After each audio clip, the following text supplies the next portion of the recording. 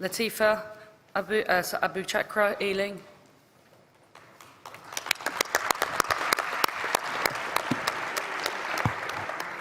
President, Conference, my name is Latifa Abu Chakra.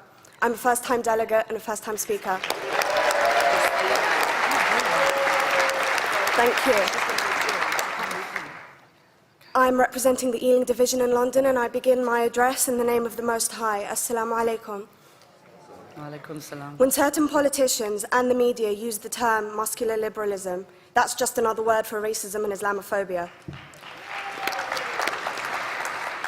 This stance on Islam has led them into primary schools to ascertain why young girls wear the hijab, as it could be interpreted as a sexualization of these young girls. I say shame on Ofsted for victimizing young girls, for choosing to wear religious articles of clothing. There is no such measure made for other religions or other articles of religious wear. This stance has other ramifications. It signals to the British public and emboldens groups such as EDL, BNP, and other fascist and racist groups that women are oppressed by Islam, are made insubordinate to the men that supposedly forced them to wear it, and that it is the job of the British state to liberate us. We reject this imperialistic saviour thinking.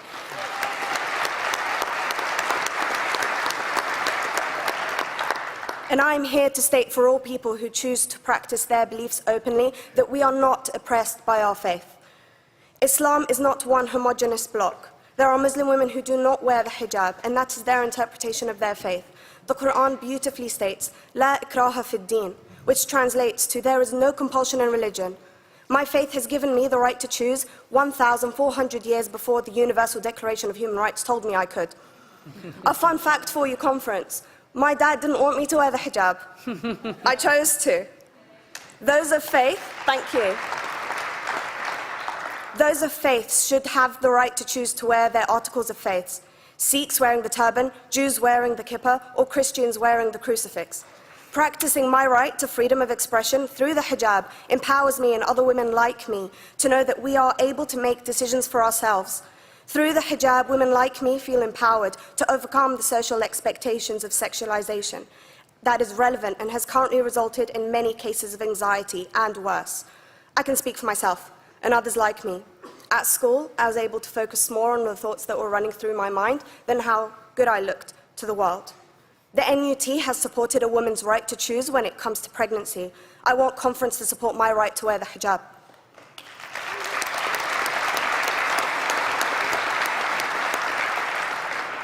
How I choose to practice my faith is clearly displayed for all to see. This makes me the target of hate crime. The level of racist attacks on Muslim women is disproportionate to any other oppressed group in British society because we are an easy target. This decision by Ofsted has ramifications beyond the school gates and must be seen in the context of increased attacks on the Muslim community and perpetuates the outdated notion that Muslim women are victims. I was on a trip last year to Hampton Court with my Year 7s, where a man felt comfortable to call me a terrorist. As a Muslim woman, I'm not a victim, so I challenged him. He denied it. I'm sure you've heard of the Punish a Muslim Day. It's been spoken about a few times already this morning. And as a Muslim, I'm actually quite optimistic. They're trying to limit it to one day. That's 364 less than normal.